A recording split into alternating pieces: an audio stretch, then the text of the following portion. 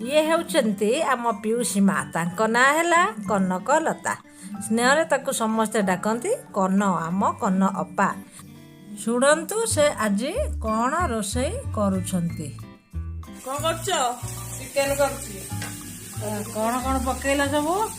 अदा रसुण पियाज लंका मसला सब देकी ताकू कषुछि। कषि भल की कषि सारला पर ताकू चिकेन पकेइछि। से अल्प तेल चिकेन तरकारी बहुत स्वादिष्ट करती। से साधा भावे तरकारी करथिले, अन्य कौनसी मसला पकाई नथिले, किंतु बहुत टेस्ट लागुथला। आम घर को मो कनापा जिते आसती से चिकेन टा रांधती कारण सी कम तेल रे बहुत बढ़िया चिकेन रांधि जानी। जदि आम भिडियोटी भल लगी ताले मो कनापा भल कमेंट दिंतु। जदि भिडियोटी भल लगी लाइक शेयर एंड सब्सक्राइब करने को भूलि।